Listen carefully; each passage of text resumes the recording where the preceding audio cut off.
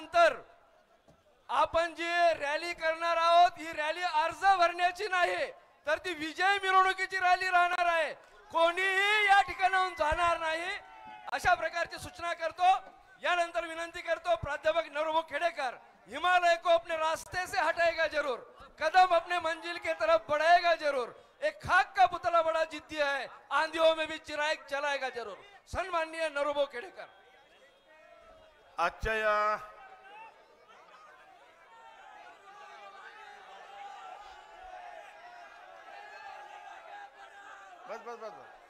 आजच्या या बुलढाणा लोकसभेच्या उमेदवारी अर्ज शिवसेना उद्धव बाळासाहेब ठाकरे पक्षाच्या महाविकास आघाडीच्या वतीनं अर्ज दाखल करण्याच्या कार्यक्रमासाठी उपस्थित आपल्या सर्वांचे युवा हृदय सम्राट, शिवसेना नेते तथा युवा सेना प्रमुख आदरणीय आदित्यजी ठाकरे साहेब, या कार्यक्रमासाठी आलेले आमचे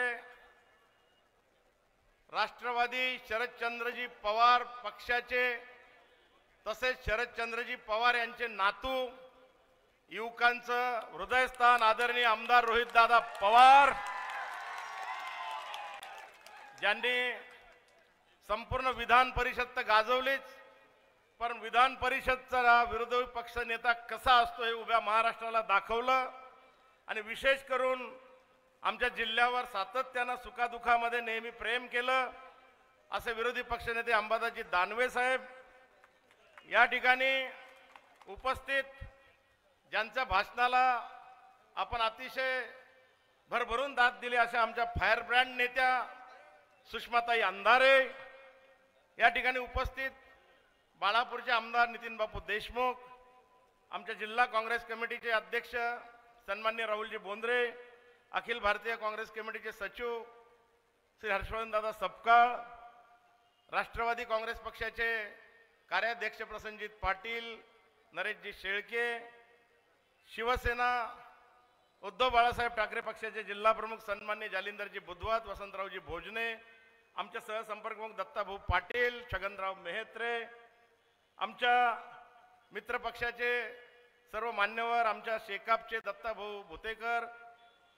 मी सगळे नावं घेऊ शकतो परंतु तरीही जर काही नावं सुटले तर मी निवडणूक लढणार आहे, मला त्रास होईल, म्हणून मी सर्व व्यासपीठावरील मान्यवर असं संबोधित करतो। त्याचबरोबर सभेला प्रचंड संख्येनं उपस्थित असलेले आमचे शेतकरी, शेतमजूर, युवा, बेरोजगार, विशेष करून माझ्या सर्व महाविकास आघाडीवर प्रेम करणाऱ्या बांधवांनो आणि भगिनींनो, या ठिकाणी आज आपला गद्दाराच्या विरोधात अर्ज दाखल केला गेला। पत्रकारांनी विचारलं की ह्या दोन शिवसेनेची लढाई आहे, म्हटलं दोन शिवसेनेची लढाई नाही, एकीकडे हे गद्दार शिवसेना, मिंद्याची शिवसेना आणि एकीकडे उद्धवजींवर प्रेम करणाऱ्या महाराष्ट्रातील तमाम निष्ठावंतांची शिवसेना, आणि म्हणून ही लढाई अशा पद्धतीने आम्ही लढणार आहोत। कुठेतरी ज्या पद्धतीने महाराष्ट्रातलं देशाचं राजकारण झालं उभ्या डोळ्यानं आपण पाहिलं आणि हे कोणाला आवडलेलं नाही, म्हणून ज्यांना मातोश्रीनं सगळं काही दिलं, 4 वेळेस विधानसभेचं तिकीट दिलं, 3 वेळेस आमदारकी झाली, 3 वेळेस खासदारकी झाली, मंत्रिपद मिळालं, एवढं सगळं मिळाल्यानंतर मग काय त्याच्या नावानं मातोश्री करून द्यायची होती का असं लोक म्हणतात। बरं, दुसरा आरोप सोडताना असं करतात की आम्हाला उद्धवजी भेटत नव्हते, मग बिना भेटता 7-7 तिकीट मिळाले का याला?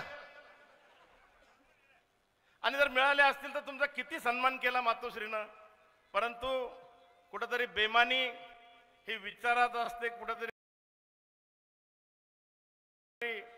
भेसळ असावी। या जिल्ह्याचं गद्दारांचं एक मोठं परंतु त्या ठिकाणी आपल्या आई म्हणून आपण माता म्हणून अशी संघटना आमची शिवसेना तिच्याशी बेमान झाले। मला लोक म्हणतात की भाऊ ते बेमान झाले नसते, गद्दार झाले नसते तर आपला नंबर लागला नसता। मी म्हणलं अरे कोणाची रंडकी भावून ती मला मिळाव या विचाराचे आपण कधीच नव्हतो। माझा पक्ष कुठल्याही परिस्थितीमध्ये अभेद्य राहावा, हेच प्रेम आम्हाला बाळासाहेब ठाकरे यांनी शिकवलं. आणि म्हणून आम्ही मराठी माणसं आहोत. आम्ही आमच्या जितकं प्रेम आम्ही आमच्या आईवर करतो. आईनं जी ओळख दिली, जन्माला घातलं, ओळख दिली ती कुटुंबापुरती, नातेवाईकापुरती, परंतु शिवसेनेने जी ओळख दिली आम्हाला ती उभ्या महाराष्ट्रामध्ये पुऱ्या जिल्ह्याची ओळख त्यांनी आम्हाला दिली. आणि म्हणून एक दर्जा त्या आमच्या संघटनेला तोच आहे. या ठिकाणी यांनी गद्दारी केल्यानंतर काल ॲफिडेव्हिट भरलं. या ठिकाणी ॲफिडेव्हिटमध्ये जर प्रॉपर्टी पाहिली तर मला या ठिकाणी सांगायचं आदित्य साहेब आपल्याला की 2009 साली 1,27,00,000ची इस्टेट दाखवली आणि 2009 सालची 1 कोटीची इस्टेट वाढून आज 2024ला 16,31,00,000ची झाली. मला एक सांगा काय जादू झाली? 15 वर्षामध्ये 16 पटीनं इस्टेट वाढली. बरं चला जाऊ द्या, तुम्ही भूमिपुत्र आहात. 2009 साली सोयाबीनचे भाव 2,000 रुपये होते. 15 वर्षानंतर त्या 2,000चे फक्त 4200 रुपये. त्या काळामध्ये कापसाचे भाव 3,500 रुपये होते, परंतु 15 वर्षानंतर 7,000 तरी आहेत का आज? केवळ 6,500 रुपये. मग भूमिपुत्र स्वतःला म्हणवता तर शेतकऱ्यांची प्रगती झाली पाहिजे होती. ही एका व्यक्तीचं बँक बॅलन्स वाढलं, इस्टेट वाढली म्हणजे प्रगती होत नसते. आणि म्हणून ज्याला निष्क्रियतेचा डाग आहे, ज्याने या जिल्ह्याला अविकसित ठेवलं, त्याला या निवडणुकीमध्ये हटवण्याचं काम आपण करणार आहात का नाही? हात वर करून आदित्य साहेबाला दाखवा. आणि म्हणून मी जास्त काही बोलणार नाही, परंतु मी एकच सांगेल की हा महिना आदित्य साहेब आमच्यासाठी अत्यंत पवित्र आहे. कारण या महिन्यामध्ये मतदान तर होणारच आहे, परंतु 9 तारखेला गुढीपाडवा आहे. गुढीपाडव्याला या ठिकाणी प्रभू श्रीरामचंद्र ज्यावेळेस वनवास संपून रावणाचा वध करून अयोध्येला गेले, त्यावेळेस सगळ्या अयोध्येमध्ये गुढ्या उभारल्या गेल्या. 23 तारखेला हनुमान जयंती आहे. 11 तारखेला आमच्या मुस्लिमांचा पवित्र महिना हा रोजाचा, त्याची सांगता रमजान ईदेना आहे. 23 तारखेला या ठिकाणी 21 तारखेला महावीर जयंती आहे. आणि म्हणून या ठिकाणी ज्या पद्धतीनं 14 एप्रिलला भारतरत्न डॉक्टर बाबासाहेब आंबेडकरांची जयंती आहे. 11 एप्रिलला क्रांतीसूर्य महात्मा फुले यांची सुद्धा जयंती आहे. आणि म्हणून महापुरुषांनी जो विचार आम्हाला दिला तो टिकवण्यासाठी आम्हा सगळ्यांना एकच विचार करावा लागेल की प्रबोधनकार ठाकरे यांनी जो विचार राज्यात मांडला तो जिवंत राहिला पाहिजे. आणि म्हणून मला तुम्हाला एकच सांगायचं होतं की ज्या पद्धतीनं रावणानं सीतेचं अपहरण केलं आणि म्हणून हनुमानानं शेपटीची मशाल केली, शेपटी पेटवली, सगळी लंका त्या ठिकाणी जाळून टाकली, नेस्तानाबूत केली. आणि म्हणून कुठेतरी आपण आपल्या विचारानं आचारानं आपली मशाल पेटवूया. आपल्या हृदयात आपली मशाल धगधगती राहिली पाहिजे, तेवत राहिली पाहिजे.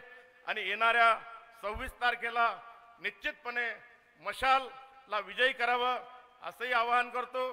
दुसरं एक सूचना या ठिकाणी अशी करतो, दानवे साहेब कुठेतरी आमच्या रोहित दादाही ऐकतील. राष्ट्रवादी शरदचंद्रजी पवार यांच्या पक्षामध्ये आमचे एकनाथराव खडसे हे आमदार आहेत. आमच्या जिल्ह्याला बाजूला आहे. आमच्या अनेक दिवसापासूनचे भाजप सेनेमुळे संबंध होते, पालकमंत्री होते. काल आम्ही त्यांना आमंत्रित करण्याकरता गेलो. तुम्हाला असं वाटत असेल की या भाजपच्या मोदी शहानं अजूनही ह्या कारवाया थांबवल्या असतील, परंतु काल गेलो त्यांच्याकडे. त्यांनी अतिशय दुःखद अंतकरणानं नाथाभाऊंनी आम्हाला सांगितलं की या 5-7 दिवसामध्ये माझ्यावर एवढे प्रयोग सुरू आहेत. मी कालच दिल्लीच्या कोर्टाची वारी करून आलो आणि मला जबरदस्ती करून त्या ठिकाणी भाजपमध्ये जावं लागणार आहे आणि मला विधान परिषदेचा मी राजीनामा देईल आणि त्या जागावर कदाचित माझी मुलगी रोहिणी खडसे यांना विधान परिषद मिळेल असं आमिषही मला दाखवलं. काही लोकांना धाक दाखवला, काही लोकांना खोके दाखवले, काही लोकांना त्रास दिला आणि अशा पद्धतीनं यांनी ज्या पद्धतीनं राज्य चालवलं त्याचाही समाचार या मतदानातून आपली मंडळी घेणार आहे असंही या ठिकाणी आपल्याला निक्षून सांगतो.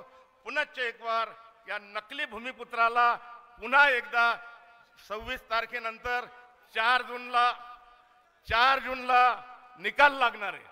7 जूनला मृग नक्षत्र आहे आणि पाऊस येणार आहे. म्हणून याला चांगली नांगरणी पेरणी, जशी त्यानं कशी नांगरणी केली, आपल्या पायामध्ये स्केचरचा जोडा, डोळ्याला रेबनचा गॉगल आणि अंगात स्केचरचे कपडे घालून तो ट्रॅक्टरवर पेरणी करतो. हे तुम्ही करता का? ज्या दिवशी तुमच्यापैकी सगळे लोक इतके श्रीमंत होतील, अशा पद्धतीने शेती करतील, तोच दिवस आमच्यासाठी सोन्याचा होईल. पण खासदार श्रीमंत झाल्यानं काही या ठिकाणी लोकांना श्रीमंती येत नाही. मी संत गजाननाचरणी प्रार्थना करतो की ज्या पद्धतीनं 15 वर्षामध्ये यांची इस्टेट ज्या दुर्विचारानं मोठी झाली, आम्हाला अशी कल्पनाही शिवू देऊ नको देवा की पुढच्या पंचवार्षिकमध्ये आपण तर खासदार करणार आहे की नाही. ते मागचे बोला, मागं आवाज येतो का नाही. खासदार झाल्यानंतर निश्चितपणे आपल्या सेवेमध्ये मागच्या 15 वर्षामध्ये त्यांनी जे अविकसित आपल्या जिल्ह्याला ठेवलं, तो बॅकलॉग मी भरून काढेल. आपल्या सुखदुःखामध्ये कायम हजर राहील असं वचन देतो. पुनश्च एक वार आपण सर्वांनी 26 तारखेला होणाऱ्या निवडणुकीमध्ये मशाल या चिन्हावर शिक्का म्हणजे ईव्हीएमचं बटन दाबावं अशी विनंती करतो. थांबतो. जय हिंद, जय महाराष्ट्र. धन्यवाद भाऊ. भाऊंनी या ठिकाणी आपलं मत व्यक्त करत असताना येणाऱ्या 4 तारखेला आपल्याला मशालचं बटन दाबायचं आणि एक इतिहास घडवायचा आहे. 26 एप्रिलला आपण मशालचं बटन दाबून सन्मान्य भाऊंना प्रचंड मताने विजयी करायचं. यानंतर मी विनंती करतो युवा स्वाभिमान